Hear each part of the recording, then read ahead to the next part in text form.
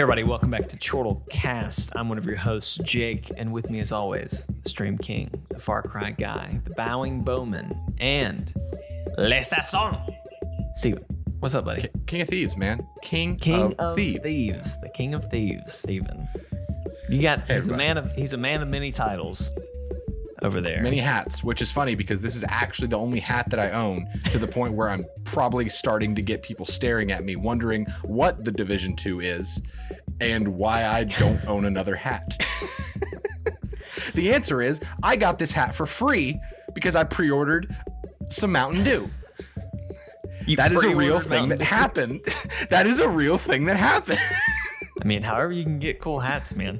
I wore a hat Saturday, and then someone came up to me and was like, "Do you wear hats often?" I was like, "No, not really. Like sometimes on Saturdays if I just don't want to like do my hair or whatever."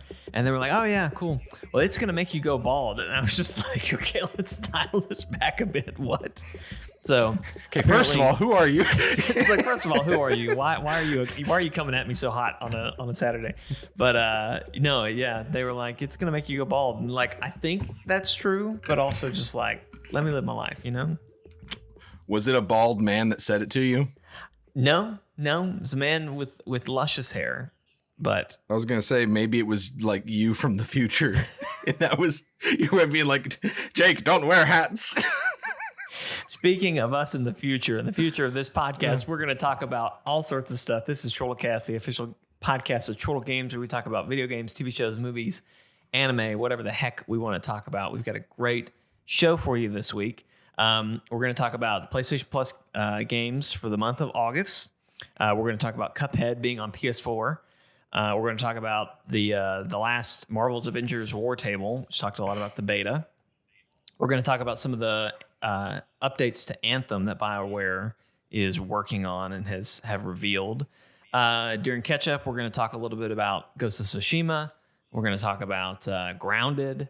We're going to talk about the Umbrella Academy just a little bit. So lots and lots of good stuff. But before we dive in, I've got a big catch up today. So Steven's got a lot of catch up. He's been playing a lot of games. It's usually how it goes. I have nothing, and then I have everything, you know? There you go. That's how it goes. It's a give and take kind of thing. Before we start, I just want to give a disclaimer because we had some comments last week that kind of got me frustrated. I just want to say and disclaim that Steve and I are both idiots, all right? I'm just going to put that in front right here. Disclaimer, we're both idiots, all right? So we are not encyclopedias of eternal knowledge. We're just some dudes who like video games and like talking about video games. So that's what you're getting, all right? That's all well and good. I'm going to say what Jake actually means. We're not idiots. We're just really sarcastic. I'm going to say, let me re-put it this way. We're really sarcastic. I'm an idiot. So I will. We have the tendency to say stupid things, but we're not stupid. That should be the title of this podcast. Don't think I'm not stupid. Is that the expression? Don't think I'm not stupid. Oh man. Anyway, putting that disclaimer out there. But I forgot about that, and then you just made. I just brought up. I'm heated. I'm heated again. Let's jump into it. So I want to start with some fun news. PlayStation Plus came out this week, as they always do. Usually the Tuesday before the first Tuesday of the month. PlayStation announces what the games, the free games for the month are going to be. I say free in quotes because, you know, you pay for the service and then you get free games. Anyway, the two games for the month of August are Call of Duty Modern Warfare 2, the remastered campaign, which is a pretty decent, I tell you, I'm slowly collecting the entire Call of Duty library, and I haven't paid for a Call of Duty game in like 5 years. I mean, that's a pretty good one on its own. But then kind of the surprise darling and definitely the darling of the week as far as like people streaming and content creators, Fall Guys Ultimate Knockout. Now the unique thing about this, number one, if you're not familiar with this game, which I'm sure at this point you've probably at least seen someone playing it or heard about it, it was announced during some event, and it was basically a Wipeout style game that's like a battle royale. So you're these like little bean looking characters that are floating around, and you're playing little mini games in a battle royale style where there's 60 other people you're trying to outlive. All these other people just playing mini games, so you're not like killing each other. You're trying to go through obstacles and that sort of stuff. So anyway, the unique thing about this, other than this is kind of a cute game that I was planning on getting anyway, the game actually launches on August 4th, and that's when it's going to become available on PS Plus. So it's not the first time necessarily, but it's very rare that we ever get a game that like from launch is on PS Plus. A good game, even less so. Yeah, right. Well, that's what Steven and I were talking about beforehand of when has this happened? Has this happened before? When has this happened before? And the only one that I remember is it was a game called Drawn to Death, I believe. And I don't even really remember what it was. It had kind of a notebook, it was like drawing doodle. Yeah, it was like a style. Colored pencil kind of look. The art style was interesting. It was unique, but they just made it a generic PvP shooter, so it sucked. Yeah, it kind of flopped. Even being free, it didn't do well. But then, Steven, you brought up that Rocket League. When it launched, it was also available through PS Plus. Yep. So this doesn't happen very often, so it's kind of cool. But I'm super excited because, like I said, I was already planning on getting Fall Guys because I thought it would be a hilarious game to stream.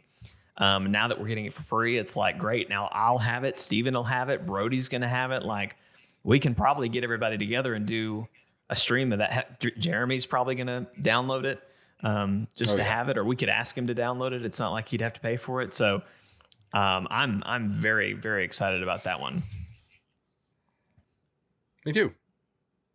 There you go. Speaking of, so that kind of came out of nowhere, was a big hit. But something that also came out of nowhere was earlier this past week, Cuphead. They released a little stop motion animation thing that just out of the blue announced that Cuphead was that day available on PS4. So Cuphead, if you're not familiar, is it's a game that was a Xbox exclusive. And the cool thing about Cuphead is it's hand-drawn animation, like old Mickey Mouse cartoons or something like that. Every single frame is hand-drawn, and it blows my mind to this day. It is an amazing game, and it's a I don't know what you would call like a boss rush kind of game where I guess there are some side-scrolling levels, but basically you're fighting. It's mostly a boss rush. Yeah. You're fighting these kind of complex boss battles where, you've got to do everything just right and kind of figure out the boss. And it's a lot of fun. Brody and I did a Let's Play series of it when it came out. So you can go check that out on the channel if you want to look through that.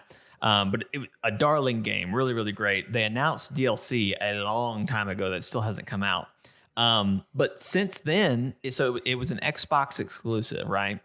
And Xbox and Nintendo have always kind of been buddy. They've had a lot of deals work out, and so Cuphead came to Switch, and that was kind of a big deal. Everybody was excited about that. But I never in a million years would have thought that Cuphead would come to PS4. What do you think about this, Steven? I'm just blown away. I felt like it was gonna happen because they technically, to my knowledge, didn't really owe Microsoft anything. The shock to me came when, and it wasn't really a shock, but it was a surprise when they launched it for Switch. And at that point, to me, it was like, okay, all bets are off. And I kind of figured it was going to be on PlayStation eventually, but I just assumed that it would launch on PlayStation when the DLC launched. Right. So it's weird timing. Because this isn't like an anniversary for Cuphead or anything. No. There's no significance about when it dropped. It was just like Cuphead. And we still don't know about the it's called the Delicious Last Course, so the DLC. We still don't know when that's coming out, and we don't know if it's coming out.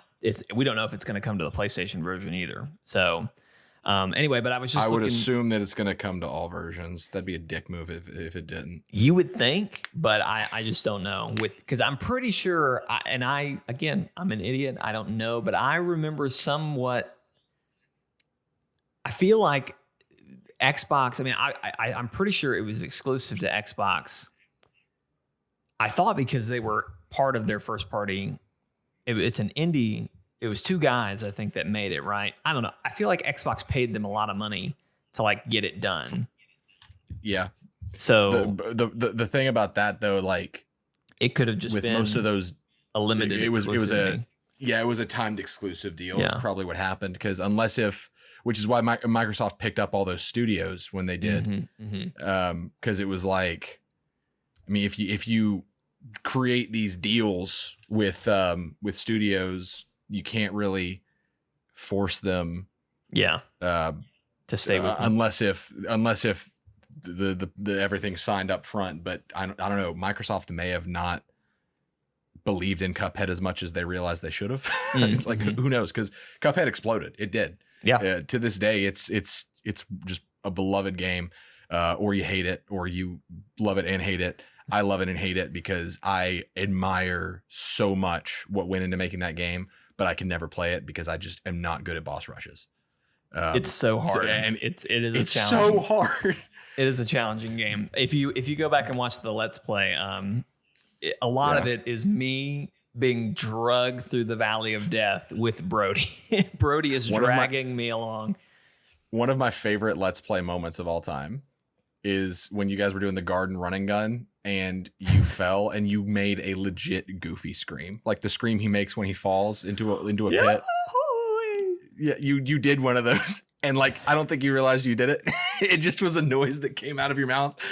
Oh man, I still pull that up from time to time. That's my alarm in the morning. It's not. It should be. I just came up with that idea. It's great. No, I really great. Enjoyed that one. When the DLC comes out, I am planning on you and I at least streaming it or doing something, because I wanna get back to it. But that's gonna be something. That'll be something. But maybe that's something we'll save for an extra life 24-hour stream. We'll need the extra life. I hate you. All right.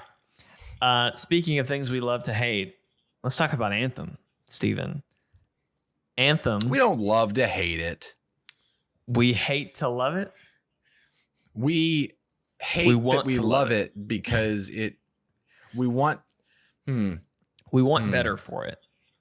We just want Anthem to fly as high as the javelins within Anthem can fly. Can take it. It just doesn't. It just doesn't. Well, BioWare has been working on a refreshed version of Anthem. I don't know if it's officially called Anthem Next, but this article from IGN is calling it Anthem Next, so I'm going to call it Anthem Next. And if I'm an idiot, I'm an idiot who reads IGN. So there you go. But anyway, let's see. BioWare Austin director. I guess that's just like in Austin. The director, Christian Daly, revealed a bunch of updates. So I'm just going to go through kind of bullet points. Steven, you had looked through this, so I'm just going to kind of hit these pretty quick. So got it pulled up. One of the so they've got this kind of broken down into like key points. So one of the things is respect your time. So they're increasing the frequency of loot drops. Loot is viable more often. So all items are better and more competitive, but there's still a chance of getting something exceptional. So, you're more likely to get good stuff, but you're still looking for that great stuff. All loot rarities. And that's interesting to me because out of all of the games like it, like Destiny, Division, all that stuff, Anthem was the most generous. Yeah, they gave you good stuff for doing. Yeah, and lot. So that could be a problem. Depending on what kind of game they're trying to get you to play. That's something that Anthem needs to figure out. Sorry, I didn't mean to go on a rant early in the description. But Anthem, above all else, needs to figure out what it is. Is it Destiny, or is it something more akin to Outriders or Division 1, where it's not as concerned with the like the end game content, more so with your time in the game, and then having some cool challenges to do. Like it needs to figure that out, because if you're gonna be a game that expects to hold player attention, as much as I hate like a artificial grind, you need that because you have to have that reason to keep playing, keep building. That's why I've been playing Division 2 for so long, because I've been building, because the game isn't rewarding above all else. And so that could go wrong. Yeah. I don't know. We'll see.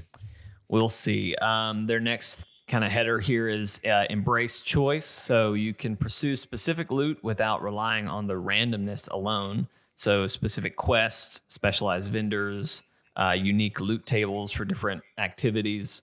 You can modify your loot, including re-rolling inscriptions and then leveling up certain items, which I'm pretty sure, couldn't you level up items before? I don't know. Anyway, I don't think so. It's probably a little bit different. Well, no, you right.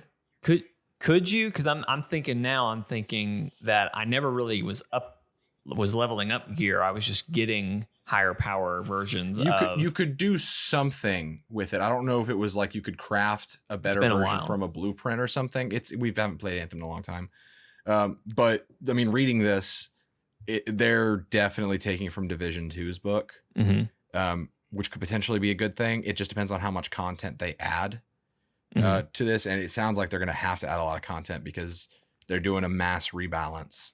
Yeah. So my understanding is that when we dive into this thing, it's going to be basically a new game. That would kind of like how Warlords was for Division. This is kind of what you were talking about, Stephen, creating a rewarding loot experience. Loot feels exciting and more noticeable when it drops, and it is celebrated when collected. I'm not sure what that means.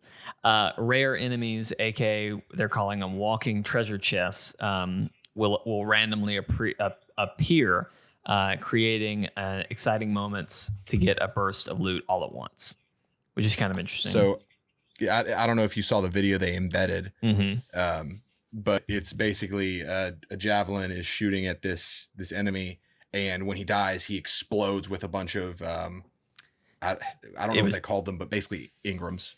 Yeah, it was like purple. There was a lot of purple, which I remember was a pretty good tier, and then there was some orange ones, which I'm pretty sure was the legendary or the.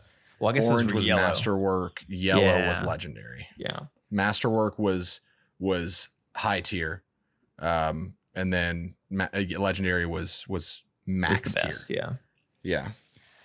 Which that right there, that's what we call a loot goblin.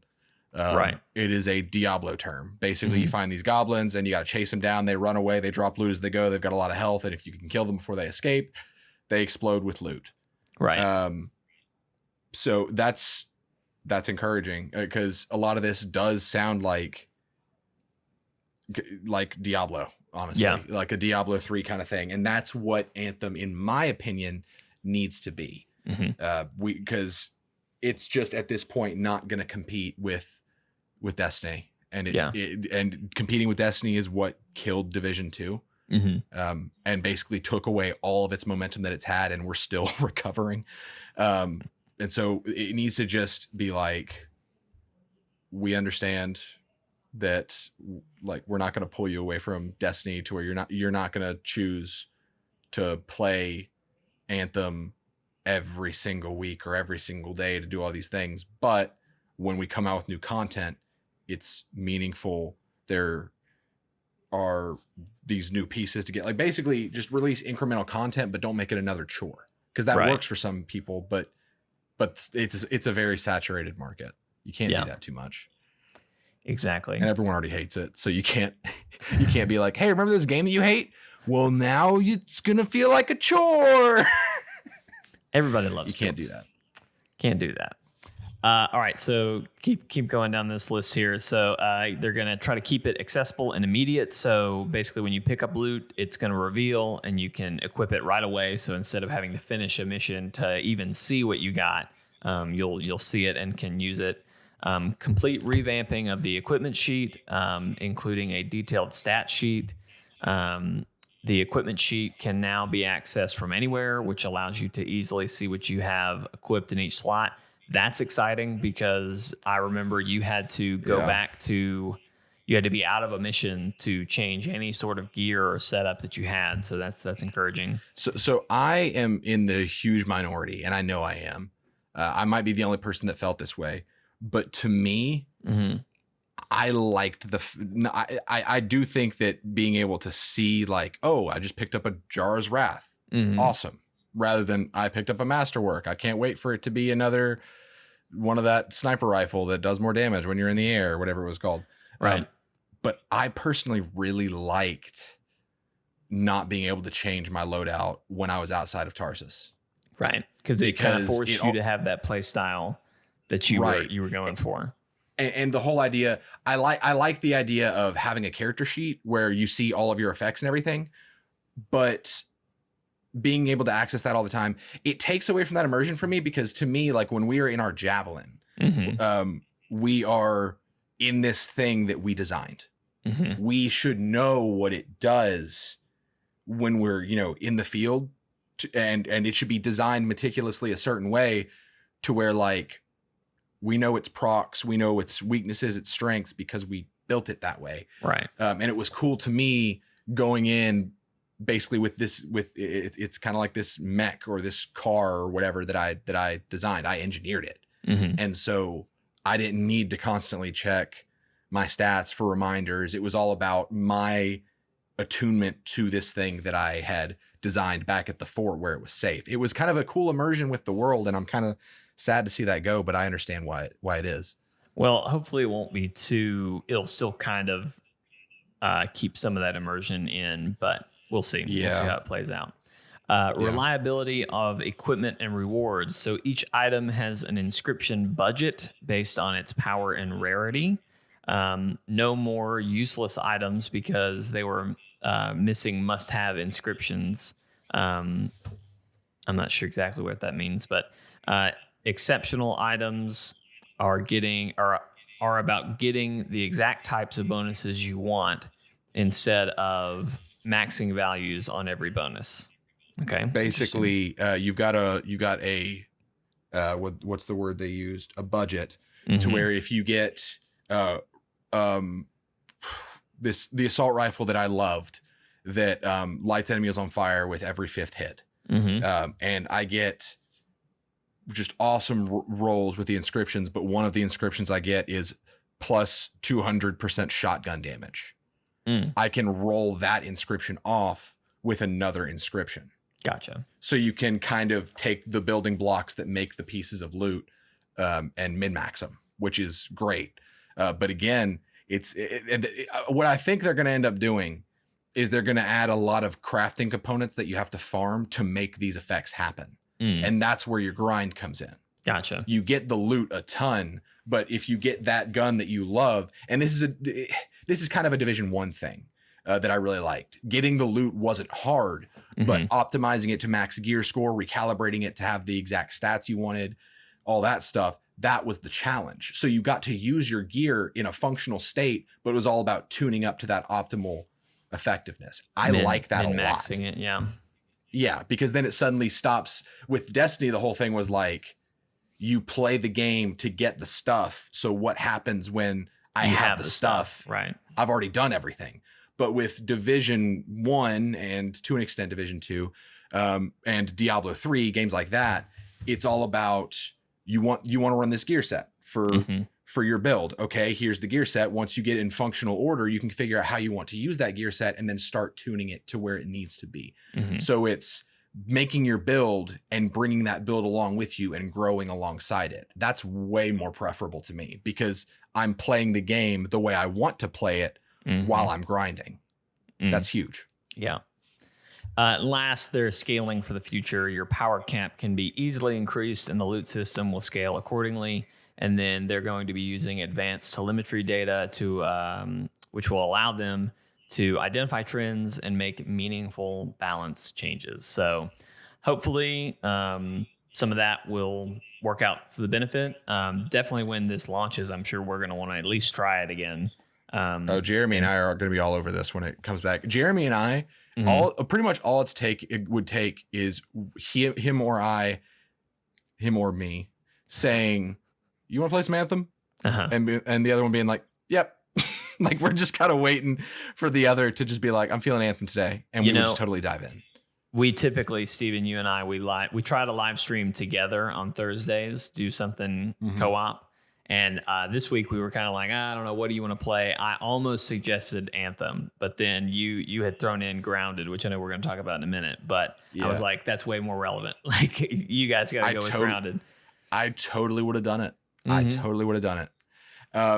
So in addition to all that stuff with Anthem that they like said in that blog, their lead developer, their creative director, he's been very active on Twitter, very open door, open book policy, all that stuff, to where someone would ask a question and he would not just give the whole farm away, but he would say things like, yes, that's something we're working on, or yeah, here's concept art for this new enemy type, stuff like that. So if you are interested in more Anthem stuff, I know he's talked about a new enemy faction that's pirates that can tame beasts of the world, which I thought was pretty cool. That's cool.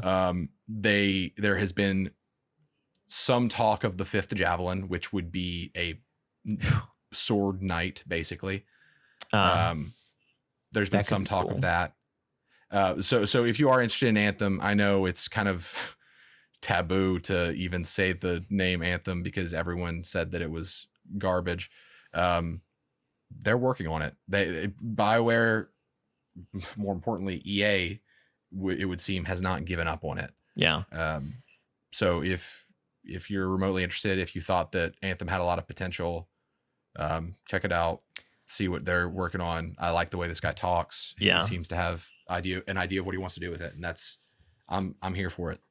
A new javelin would go a long way, because that would. I know for me, that was one of the exciting things about the game as we were building up to it, because we had the 4 javelins, but they from the get go were like, we're going to add more. There's going to be more javelins, and I was like, oh. If they make, if you have to pay for a new javelin, like that's going to be hard for me not to buy every single one, because that was just an element I was so excited about. And then nothing ever came of it. We've had the game for a year? I think what they need to, a year and a half. Yeah. At this point, I think that what they need to do is they need to not release new javelins. Mm-hmm. They need to release chassis specializations, because if you were to add a new javelin, it would be really hard to create a concept that doesn't feel movement-wise very similar to something that exists, because they did a really good job of making the javelins feel different. When I am not as good of a storm pilot as you probably. I haven't flown a storm in a while. I'd never watched you, so you're probably a better storm pilot than me. But you put me in a Ranger. I only ever flew a. Well, I guess I did an interceptor once or twice, but you did some interceptor, yeah. I'm not very good with an interceptor. But like if you put me in a Ranger, I dominate. I know how to fly that thing, because it moves and it fights differently. Just like Jeremy is probably the best Colossus pilot you'll ever see.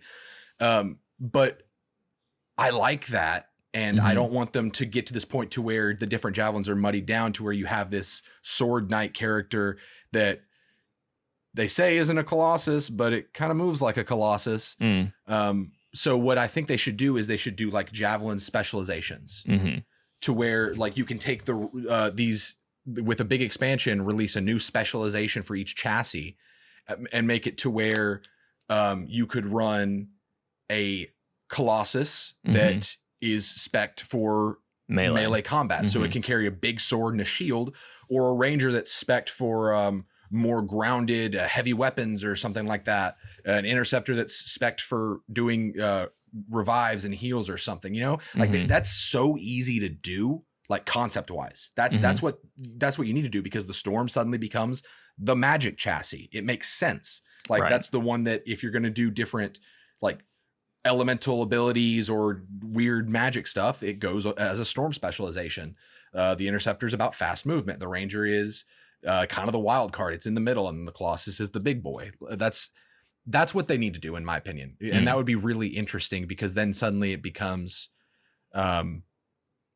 less about like, I have to build all these javelins, and it becomes more about like, I'm tuning my Ranger further with this concept, and then maybe using this Ranger concept in a way that may not be intended. Like it's adding depth, not width.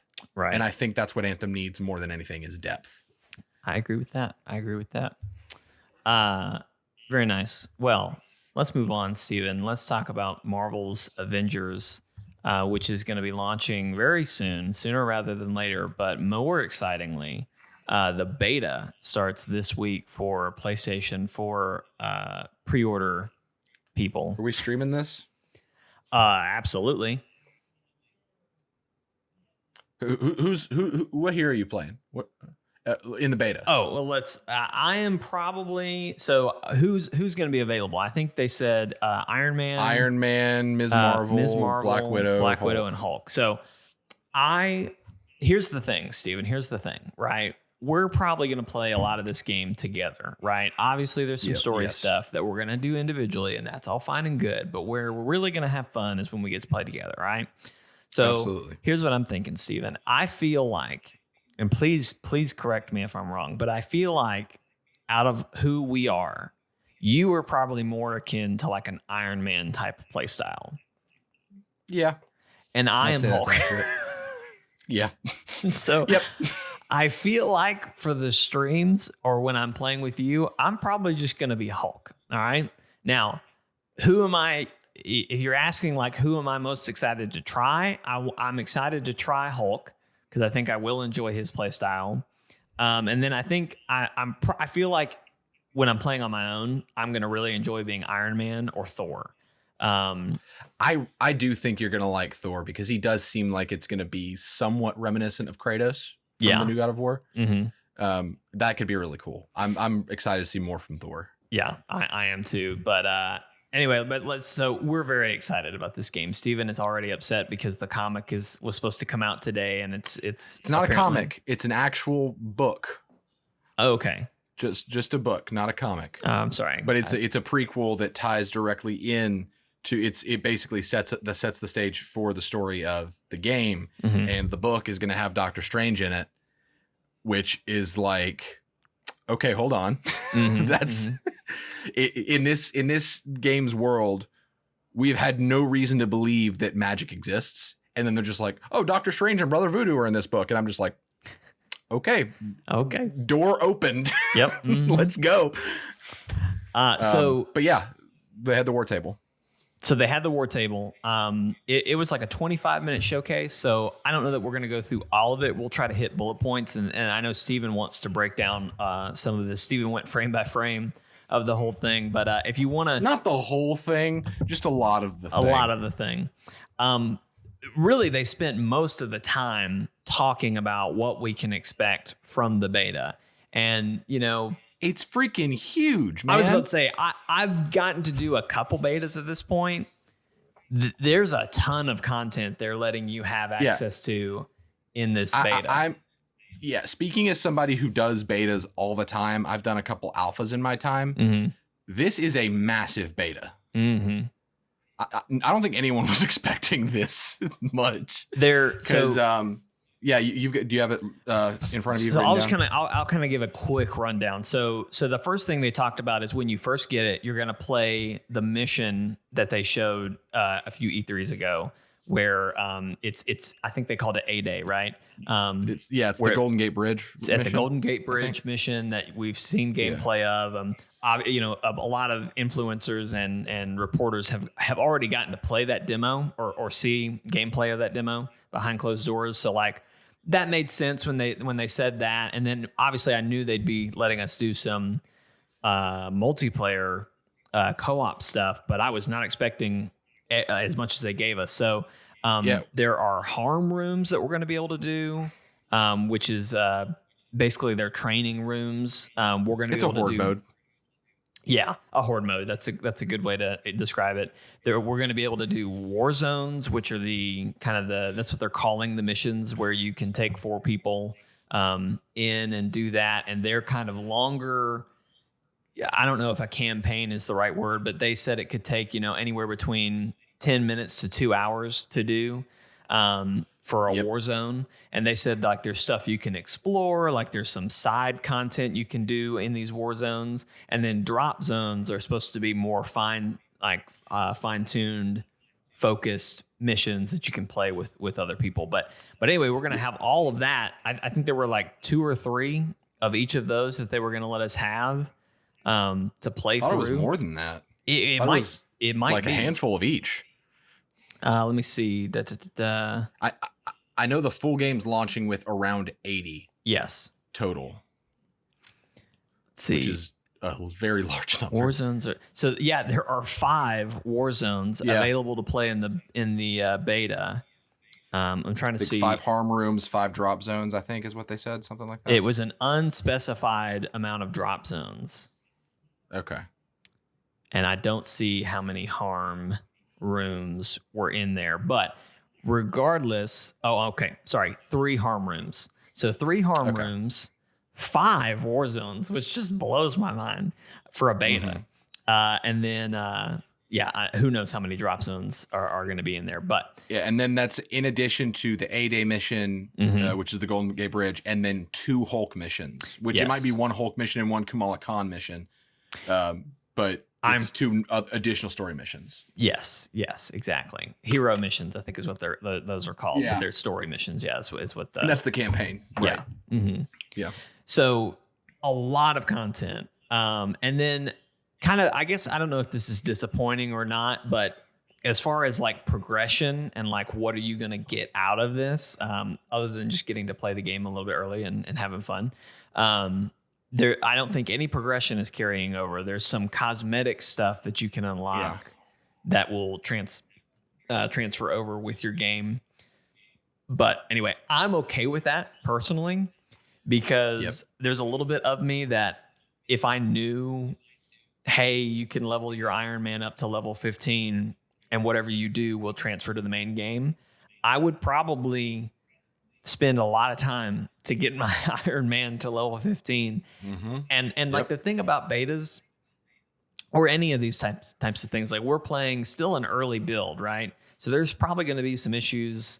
I know when we did the Anthem beta, like we had so many connectivity issues and like some of those still, were problems even in the early weeks of the game. But I'm glad that nothing is going to progress, because that means we can play this game and have fun, but we don't have to like, oh my God, I got to spend all weekend doing this because I want to get, my character leveled up. So I'm glad that they're treating it this way where we're just going to play what we want and have a good time with it. So, and then before we yell at my dog, before we continue on, because Steven, I know you broke down a lot of stuff. The last thing that they announced and talked about is they announced the first post-launch character, which, to no surprise, is Hawkeye. So Hawkeye will be coming. I'm very excited about that. I am not disappointed with that at all. Talking about what characters are you most excited for? Like, I've got to give Hawkeye a try. I've got to see how Hawkeye plays, and if I want to stick with how Hawkeye. I just can't wait to see what he does. But they didn't mention a launch window for him. I think. Yeah. I don't know where I heard this. Maybe I'm just pulling this out of my butt, but I feel like someone said October maybe is when we would probably see it. Did you say that? I think I said November is what I said. I could see October though. Ignore those texts that I sent you for now. That's what I'm going to use to explain to you the things that I noticed. Gotcha. Yep. Well, I'm ready to to go through your breakdown, Steven. So, I mean, okay, because we could talk about kind of what we thought as we go through this, because I'm sure you're going to have a lot of thoughts, and I can just toss mine in as we go through this. So, yeah. So Steven, you watched, I'm assuming just gameplay elements, frame by frame. Yeah. Talk me through what you did. So in watching stuff for this game, they showed us a lot. And a question that Jeremy had was basically like, what does this mean? Mm-hmm. Like, what does the skill tree mean?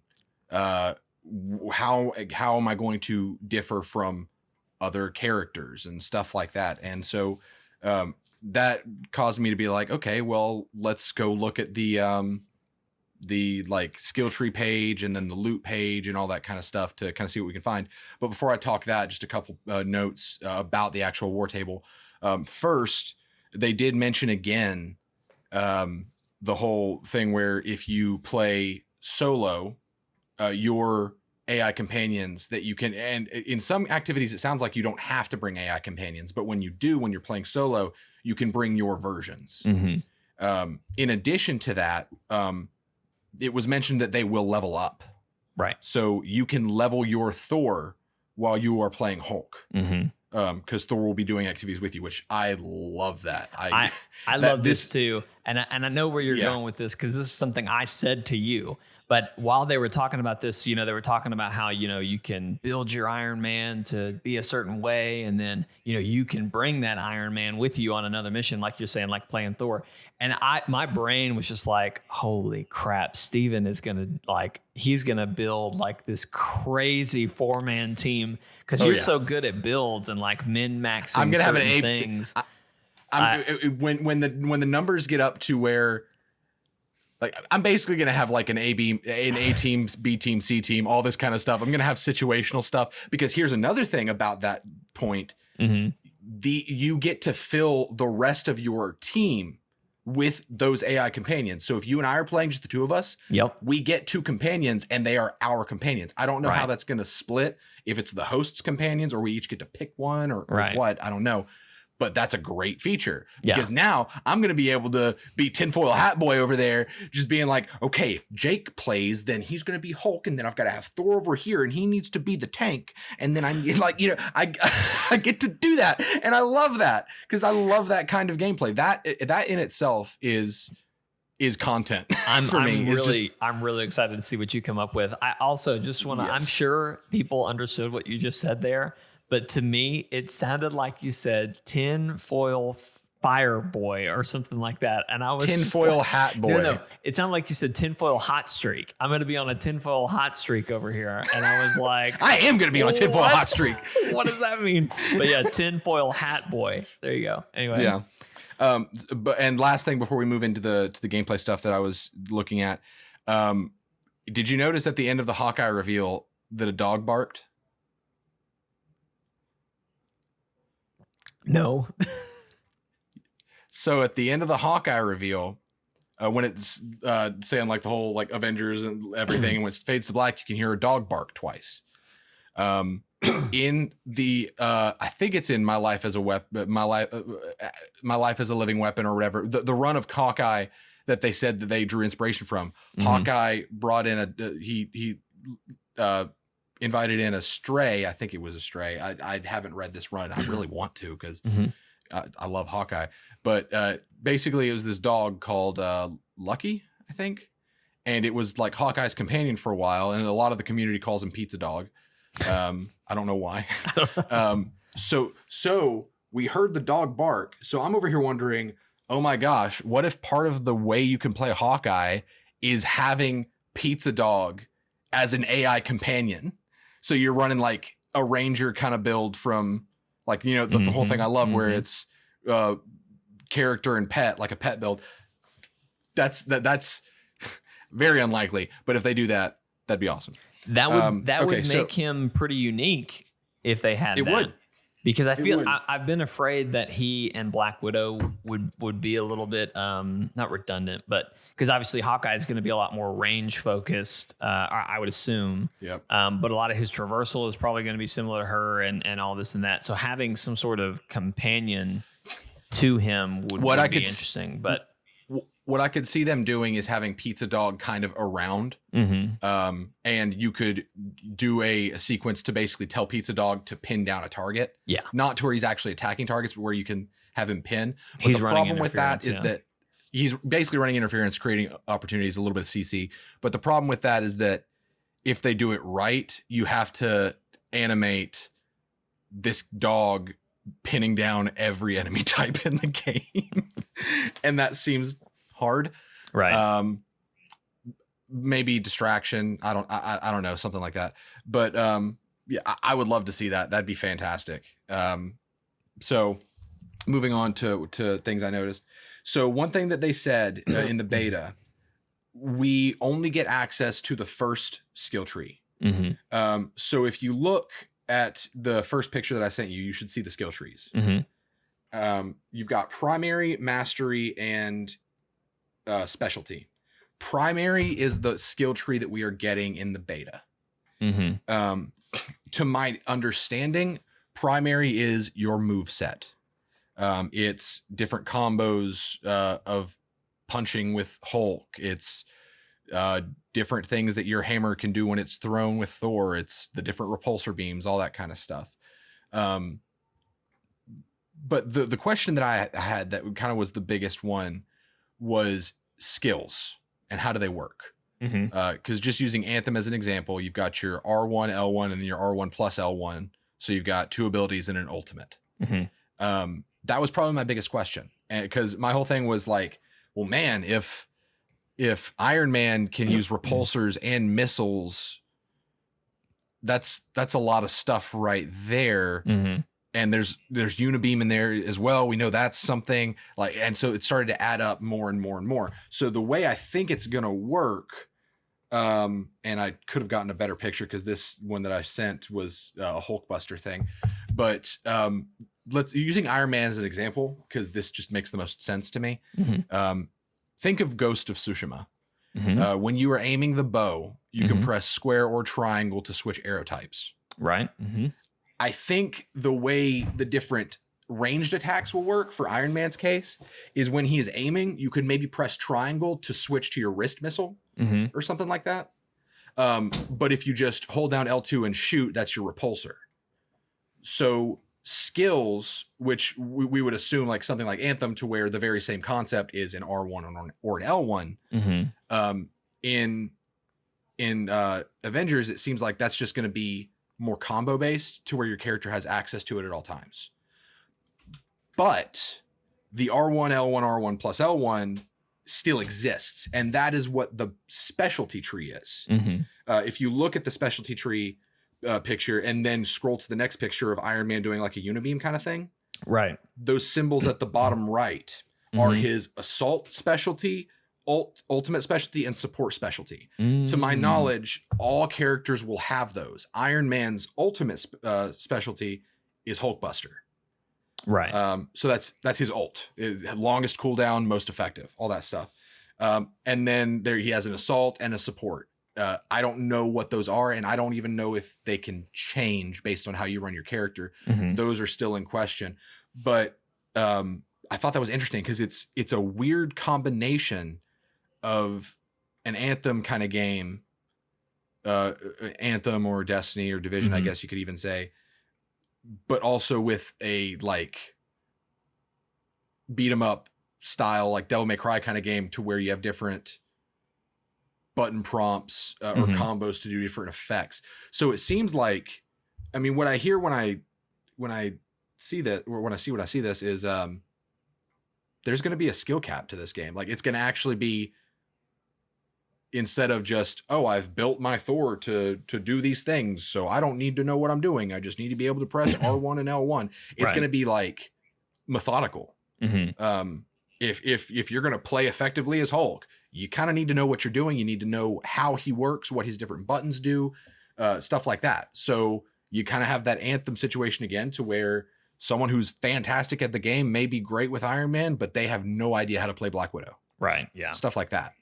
Because I even noticed with Black Widow, she had 3 different versions of a gun attack, to where she was like aiming and then shooting. She had one that was a high powered pistol, one that was dual wielding pistols, and then one that was dual wielding SMGs. So again, and I don't have the answer to this, but is that something that happens in skill trees to where you pick one and that's the one your character uses? Or is that something that she just swaps dynamically? Right. I don't know. But it sounds like these characters are going to have a lot of stuff to do. It's kind of a double-edged sword, because on one hand, if Iron Man just someone who is spec'd like an end game Iron Man, someone who has leveled up their skill tree, and we don't know if you can level up the whole skill tree or just do partial. That would make more sense if it was just partial. But if we're to assume that the skill tree, for the most part, they can be leveled up all the way, if my Iron Man is max level and your Iron Man is max level, what's making them different if we both can use repulsors, lasers, missiles, all that stuff? Is it just loot that makes us different, or is there some kind of you can choose one of these in the skill trees? I assume it will be a mix of both. I feel like it's probably going to lean more on I might be shooting a repulsor, but what is my repulsor doing versus your repulsor? Like, because, you know, they showed that gamma. They showed that gamma.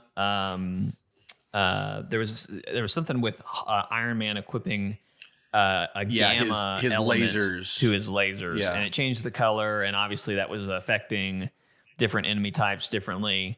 But I know also talking about like your support ability, I know there was something with Thor where he could like call down healing lightning or something, or it boosted somebody. I forget what it was. Like it could be stuff where like mine might give you shields, but yours might do the same ability, but it heals us or something like so. I feel like it's probably going to lean more that direction of what makes them different. But I wouldn't be surprised if, like, you know, let's say you have 2 ability buttons, but, you know, it could be repulsors, it could be miniguns, or it could be missiles, you know? And so maybe you know, we're swapping that direction with different equipment that we have picked, but the meat of what's making it different is what are my missiles doing versus what your missiles are doing. And looking at the skill tree picture again, I don't know if you noticed this, but I just did. There seems to be 3 different variations of a skill in the tree. There's one where it's like highlighted, it's got the white outline, it's purchased and equipped, if that's such a thing. Yeah. But then you've got the ones that branch look off like of they're those. Purchased. Like I'm looking at the Hulkbuster specifically, the one that's on the second row to the right, it looks like it's purchased, but it doesn't look like it's activated or equipped. And then the ones below that in that same row, they don't look purchased yet. So at that point, maybe you've got a budget system in your skill tree that says you can equip this many in each tree or something like that. Yeah. That would make sense. Yeah. That coupled with loot would be good. Yeah. And I you know, we could speculate all day, but we'll, you know, we'll be playing it this weekend. In a few days. We'll be figuring it out pretty quickly. So that's exciting. Well, I will say this.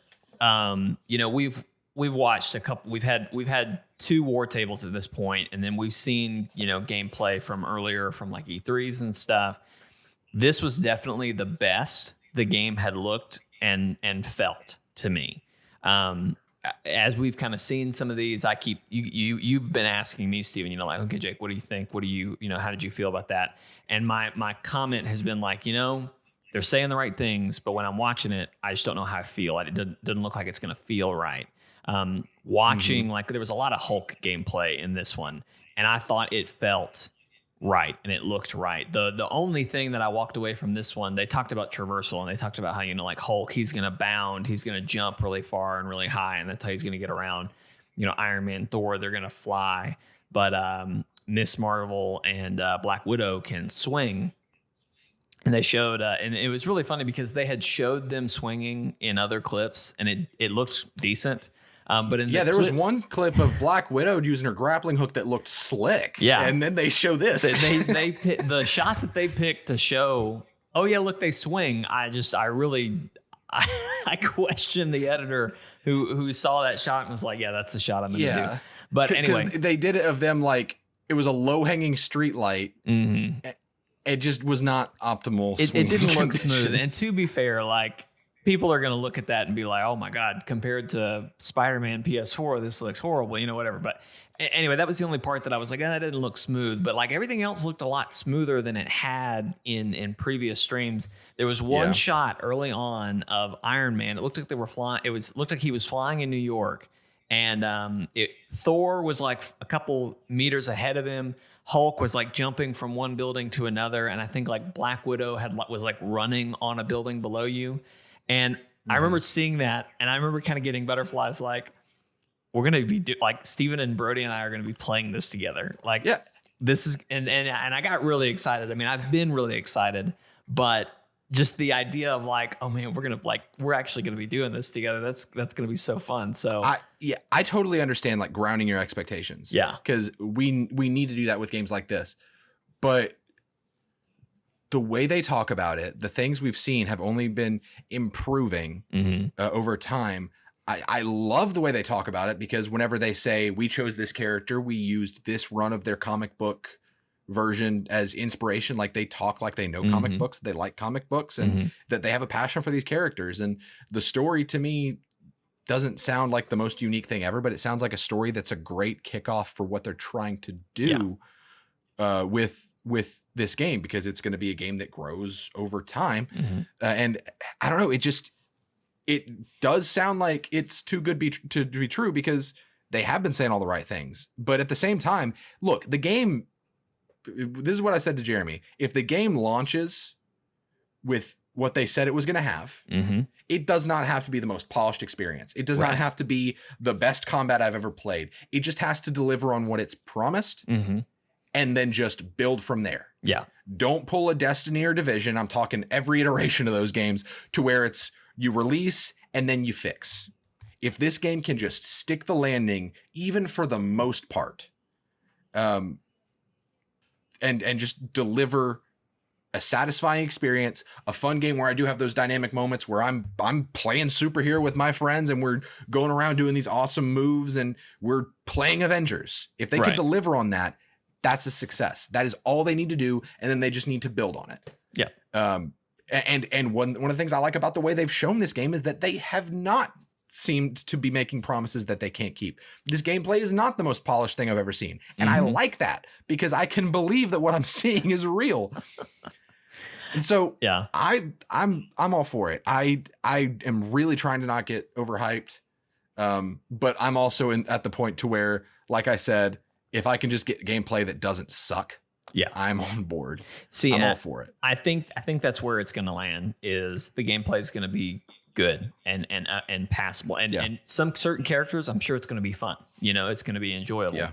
And I hope I'm going to be. I hope they're going to go beyond that expectation, and it's actually going to be really fun with all characters and everything. But like you said, if they can nail that experience, I think people will want to stick with it long enough for it to feel good. Yeah. Like Anthem, the first time you take off in that javelin, it's like, oh my gosh, this is great. But then there was nothing. There was nothing past that. It's funny because I feel like this game has a reverse Anthem problem on the surface, because its big picture is so strong. Yeah. But its moment to moment is where it seems like it may have trouble. And Anthem was the exact opposite. Its moment to moment was the thing that everyone who had anything good to say about it, they said it feels great to play Anthem for a little bit. Right. Well, and that's the thing. And if they can nail that moment to moment, then they've got and just deliver on what they've said they're going to deliver on as far as the world and content wise, then we're going to be good. If you're excited about Avengers, we're going to be streaming a lot of Avengers, especially this weekend. We'll talk about that towards the end of the show as we kind of walk through the schedule for the week, but very, very exciting stuff. So we've been going for about an hour, so we're going to dive quickly into some catch up. I won't waste anybody's time on mine. I have been playing Ghost of Tsushima. I beat it Tuesday, got my first platinum trophy. I'm very proud of myself. I don't care if anyone else is proud of me. I'm proud of myself. If you want to get a platinum, I don't know much about trophy hunting, but Ghosts has to be very easy compared to like normal. Because I almost platinumed Last of Us Part 2 because I got very close to platinuming it by the time I finished the game. The problem is to platinum that game, you really have to do at least like a playthrough and a half. And I just, after I finished it, I was like, you know what? I don't really want to start over. And even doing like a new game plus, I was like, I don't want to go back that far and go that hard. So I ended up bailing on that one. It was really funny. Ghost of Tsushima, the very last mission that I did, probably 5 trophies popped at that one completion. Because it was a bunch of stuff like one of the things is like complete all duels. Well, there's a duel in the last mission. So like, okay, cool. Like I couldn't complete that until I had done the last mission. So anyway, by the time I finished, I looked through and I was missing 3 or 4 trophies. And a lot of them were just things that I had never thought to try and do. Like one of the trophies, and I'm sorry if this is not story spoilers. This is just kind of something if you want to do it. One of the trophies is kicking somebody off of a cliff. So, please, done. Check. Steven's got it. I run wind stance so much. I didn't use wind stance as much as I probably should have. I definitely did towards the end game, but I never did it so hard to kick somebody off of a cliff. So that's actually one, if you haven't beaten the game, I would recommend you do that first, because I had beaten the game, I had completed all forts, I was done. Like I had done everything. Any unique location question mark, I had done it when I beat the game. So finding that one, I was like, where am I going to find somebody on a cliff? So I started riding around somewhere that kind of had a hill, and I finally found some guys, and I kind of baited 2 easy guys over to like an edge, and I kicked them off the hill and got that one. But anyway, can you imagine if there was like a 15-minute short, just some beautifully animated samurai film, and it was just a silent film. And the samurai is just going across beautiful Japan, searching for something that he can't find. And he finds this person at the edge of a cliff, and he just yeets him off with his foot. And that's when the credits roll. I mean, that's kind of how the credits rolled on my game. So, but anyway, I had like 2 or 3 of those kind of things where it's just like, do this. And it's like, oh, I guess I never did that. And so anyway, I probably took me 30 minutes after beating the game to get those last couple things. And then I got the platinum, and I was just like, and it's a cool, for me personally, it's a cool kind of like close to this generation, because this is as far as we know, this is the last first party PlayStation 4 game that's going to come to the PS4. And so for it to be the last main game, also for it to be an Insomniac game, Insomniac opened this generation and is closing this generation. And then for it to be my first platinum, I don't know. I thought it was pretty cool. I thought it was a cool moment. But is it Insomniac or Sucker Punch? I get them confused. I'm sorry. Sucker Punch. I got that's okay. Because Insomniac, Spider-Man, Sucker Punch is I'm sorry. infamous. I'm sorry. I meant Sucker Punch. Okay. Sucker Punch opened. I was thinking Infamous, which is why I said Insomniac. Yeah, I didn't mean to call you out. I legitimately get them confused all the time. I appreciate that you did that. I'd rather you say that now, and I can correct myself instead of something in the comments happening. So, Sucker Punch opened. Checkmate comments. Check and mate. See, I told you I was an idiot, but Steven is smart and he keeps me straight. Sucker Punch opened the generation, closed the generation. It's the last of the generation, and it was my first platinum. Anyway, I thought it was cool. The other thing I'll talk about, I binged season 2 of The Umbrella Academy. I'm not sure if we even talked about season 1 of The Umbrella Academy. I feel like we have, just because you and I both like that show. But all I'll say, because Steven has not seen it yet, and I don't want to be spoilery, but all I will say is that I think I liked this season better than season 1. It is definitely very weird and continues to kind of have just this very unique, out there story. It's still got some good twists. But I think I like this season better because I feel like season 1 is almost forced to set up, okay, who are these characters? What motivates them? What drives them? But in season 2, okay, we know that. We know who these people are now. So they just kind of get to be themselves. So like Klaus especially, I think is a good example as a character. We spend a lot of time with him kind of figuring out what makes him tick. Well, in this season, he's just floating around, like, oh, look at me. I'm Klaus and I do weird stuff, so. To be fair, that's most of what he did in season 1 too. He just happened to have some good arc. Yeah. So I don't know how much of an arc he has in this one, but he just kind of gets to be his goofy self. So anyway, I really, really liked it. It's an easy binge. There's 10 episodes, and I was telling Steven I watched it in about 2 days. So like I probably watched episode 1 through 3 or 4 in one sitting and said, all right, I'll go to bed. And then last night I started watching, episode 5 and kind of got into 6, 7, 8. And then probably by like 6, I was like, yep, I'm finishing this tonight. I've got to know where this goes. So anyway, it's very good. Steven, catch us up on what you've been playing. I know you've had a lot Start with Okay. Grounded. Grounded, you got to see you play Grounded. So Grounded, I love Obsidian, just the developer. They're great. I need to play more of their stuff. yeah, But they did Grounded, huge departure for them as based on like other games because they've done Fallout kind of games. They did Outer Worlds. They're working on Avowed. They're just big RPG people. And what they did with this is they made a survival game akin to like 7 Days to Die, games like that. They made it story focused. There is an actual story in Grounded. You play as one of 4 characters. I play as Pete, the nerdy white boy. He speaks to me. His mom always said he lights up a room. And he says that a million times because this game is in early preview and they don't have many lines yet. But the story right now is intriguing because there's something that caused us to shrink. There's reason behind what's happening, and I'm intrigued by it. But the base design of the game is fantastic. For this game, I don't know if they would consider it in beta or alpha or what. They just call it preview. It's definitely early access though. But for a foundation, I'm so impressed because it stays committed so well to that idea of you are the size of an ant. Because the way you get clean water, for example, is you look up to the tall grass, which is basically trees, and you may see a drop of dew or water. You can knock that blade of grass, the water falls, and you can drink it. When you cut down grass, the sections of the blades of blade of grass falls over, and you have to pick it up and stack it over your shoulder like lumber because sections of a blade of grass are the equivalent to like 2x4s in this game. That's awesome. Yeah, it's so creative with what it does.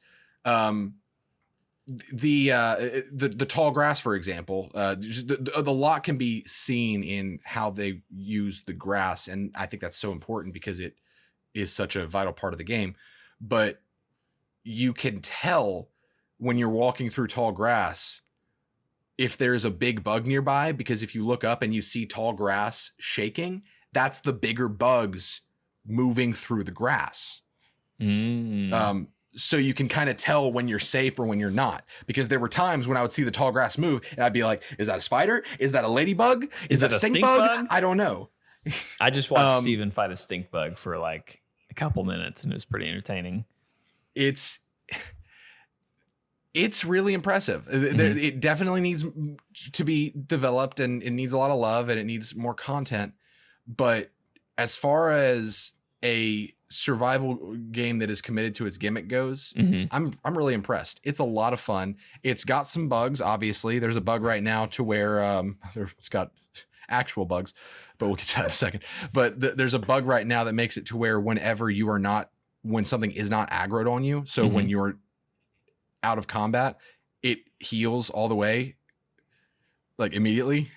So Jeremy and I were playing a little bit off stream. And we were building up our house and stuff, and it was nighttime. Like, I'm and sorry, we had finally walled. So you heal or the enemy heals? The enemy heals all the way. Interesting. And so we were building up our house. We finally had it walled all the way in. We had a couple windows so we could see out.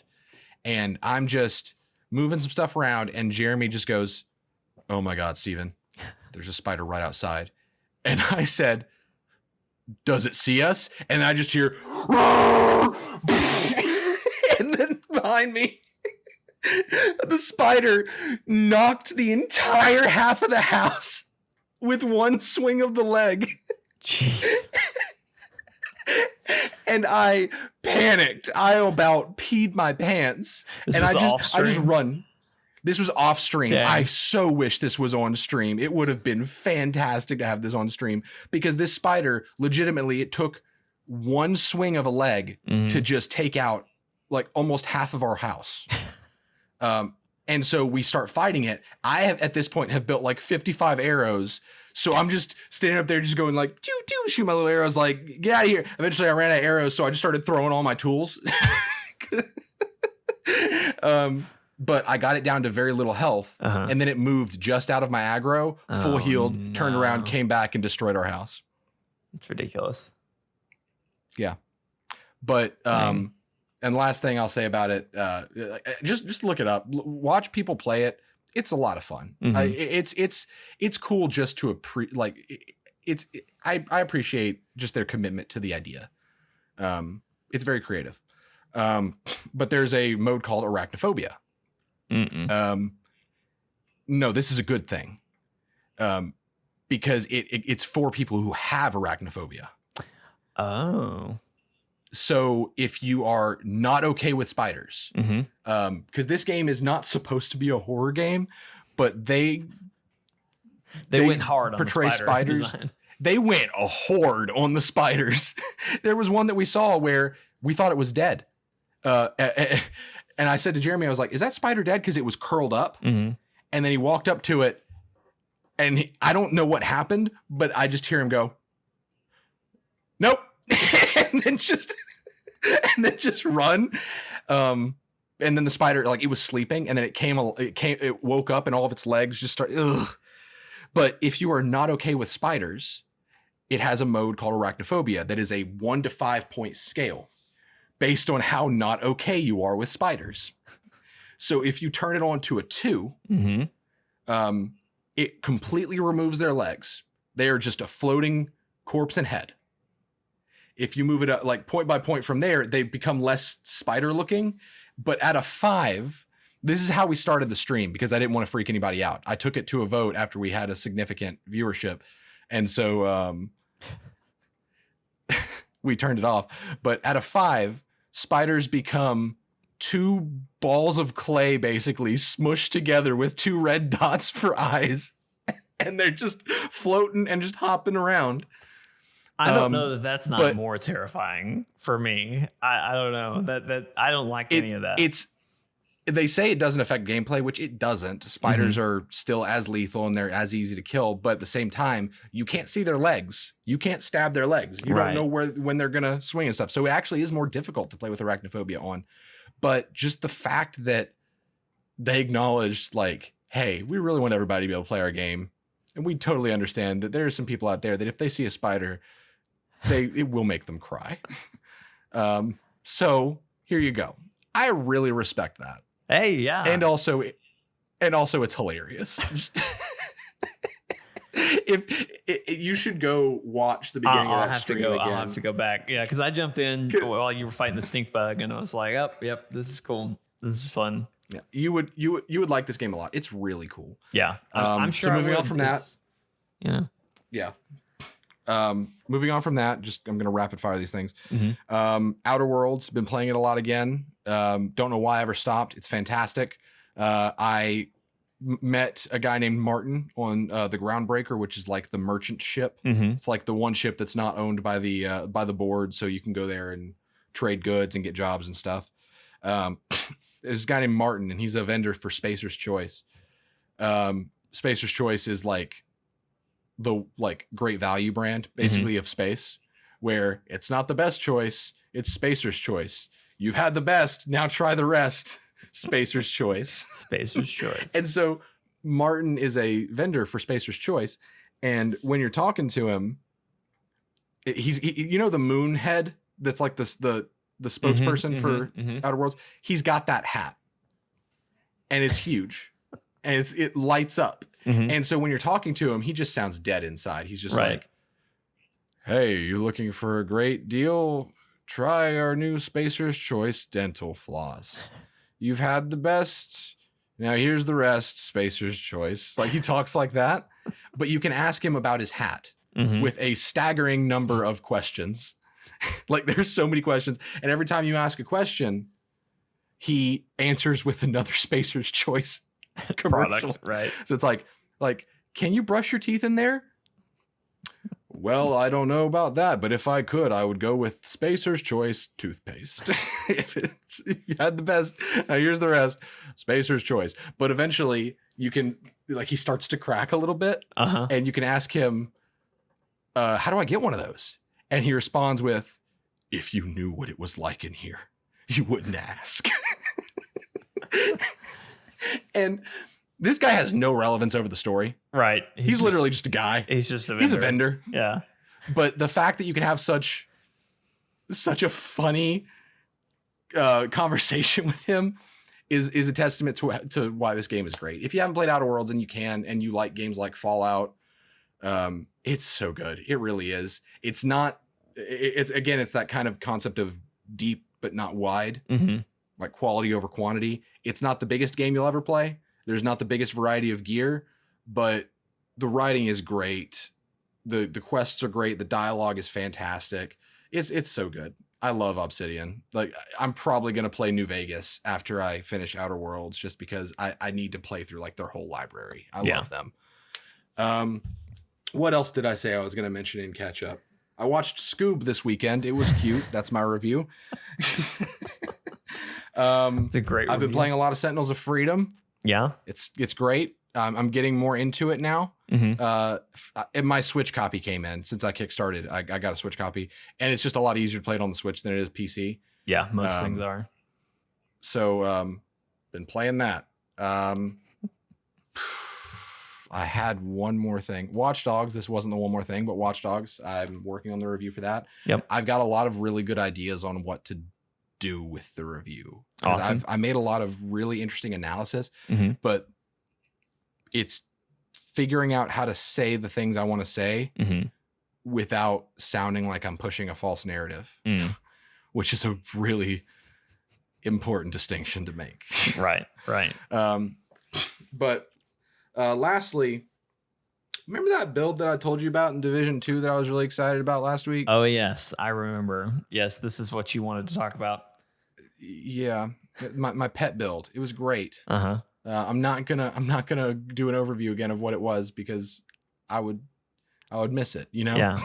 Because it's dead. I had it for like maybe 10 days. Literally talked about it on the podcast last week, and it has been nerfed. The day after I mentioned it, it got nerfed. And I knew it was going to get nerfed, which is why I wanted to talk about it, because I wanted like evidence that it worked. I was on the up and up. It worked. It was something I did, and no one else knew it existed. So funny thing, imagine, do I do the metaphor first, or do I do what actually happened first? Whatever direction you want to take it, buddy. Okay. So basically, I found the culprit of why. What they did was they made it to where the set that I wear, when you heal someone, you send out the healing burst. Right. Now that can no longer happen when you heal a skill. Yeah. That's why my build doesn't work anymore. And so I was thinking, like, why did they do this? There's no reason for them to do this. No one was abusing this. And I get a recommended video on YouTube on Thursday that's like, legendary damage and heals with the turret and the reinforcer hive. And it's like, oh, okay, it's you. You're the reason. And basically what this guy did is he used the healing hive, not the hive that I use. That's the upgrade hive. But he used the healing hive, and he would have his team drop turrets. So he was basically sending out healing bursts every few seconds. But here's the thing about that I don't understand. It's a team of 4. And they all have a turret. So the hive has a charge limit. We're getting in the weeds. Okay. So this is happening. We're going to talk about this for a minute. It won't take long, but the hive can only have so many charges before it breaks. And then you have to recharge the charges. So if you do what this guy's strategy was, you were healing a ton, like a whole ton. You are cutting the amount of time you can heal in half. Because your charges are going out twice as fast. So what I don't understand is healing in Division is preemptive, not reactive. You try to keep people up, but you don't try to keep them max at all times. So it's reactive, not preemptive. It's preemptive. Sorry, that's a better. I think that's what I meant. I said this before. It's a whole thing. I'm heated, so I forget what my own logic was. So what this guy did was basically like, oh, I can heal everybody for so much in this short amount of time, but people could already do that. And so it seems like they nerfed my build, which had nothing to do with this, because these people were doing that. Yeah. And it wasn't exploiting anything. Yeah.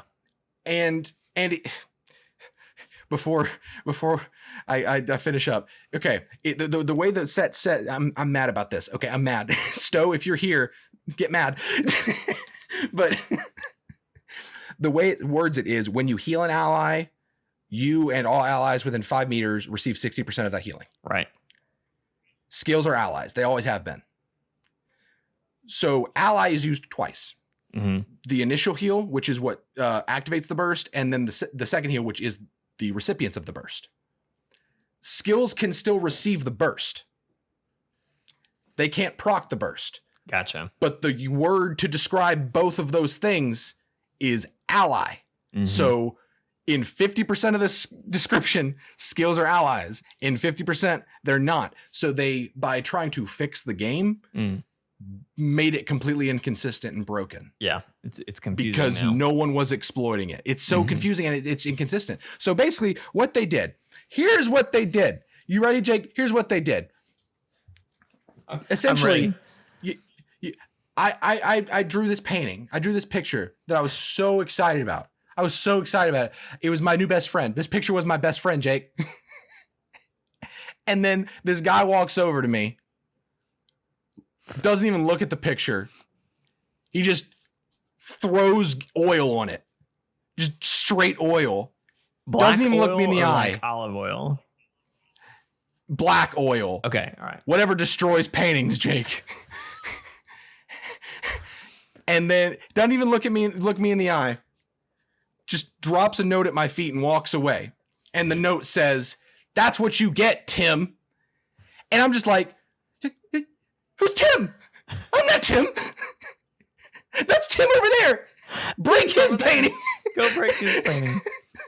I just want to talk to that guy about his methods of destroying paintings, because I feel like that there are better ways to destroy paintings. And you know what, Jake? You raise a great point. There are better ways to balance a game. Massive, what are you doing?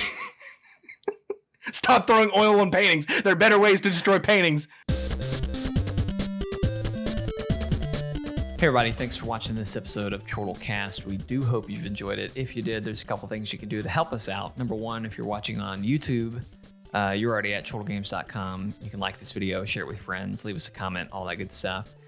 You may also be watching us on Twitter or Facebook. Both of those are at Chortle Games. I think the podcast is the only one that airs on Facebook right now. We don't have a system to air it on Twitter, but we're on Twitter at Chortle Games as well. Facebook, you can like, share, follow the page, all that good stuff. And then we also do our live stream stuff on Twitch. We stream on all those platforms at the same time. So whatever platform you like to watch us, you can watch us there. Twitch.tv/Chortle_games if you want to watch us on Twitch. So lots of fun stuff. Steven, the podcast isn't the only thing we do. The podcast airs every Monday at 12 o'clock Central Standard Time. We talk about games, stuff that happened the last week, what we've been playing, all that good stuff, just like we did today. But then we also do a live stream, usually on Thursday, Friday, and Saturday. But as we talked about, this is a very big week because Fall Guys is happening, and then also Avengers Beta is happening. So the plan for this week is Fall Guys will be launching on Tuesday, and it's August 4th. So plan is at least me, most likely Steven, and maybe someone else will join us, and we'll play some rounds of Fall Guys Ultimate Knockout on Tuesday night. Probably we'll play it again on Thursday night, unless we decide we want to do maybe another grounded stream or something. So expect a lot of Fall Guys throughout the week. But then Friday and Saturday, we are going to be playing the Avengers Beta both days. So most likely Friday will be kind of a single player story, at least at the start, because we have to play through some story content. So we're still kind of working through who's going to do that, how that'll work. But it may be just story content on Friday, and then, we do co-op stuff on Saturday, or we may start with story on Friday and then join up once we've both completed that first couple missions. So either way, you're going to get a lot of Avengers content this weekend. So be excited for that. All of that will probably start around 5 or 6 or 6 or 7 Central Standard Time, depending on how things go. Like I said, we're going to be doing a lot of Avengers content, so maybe it'll start earlier, maybe it'll go longer. Who knows? But anyway, it's going to be a great time. Thank you all for your time. Thank you, Steven, for being here as always. Yep. Can't wait to play Fall Guys and Avengers with you this week. Hope to see you there, ladies and gentlemen. We'll see you next time. Bye.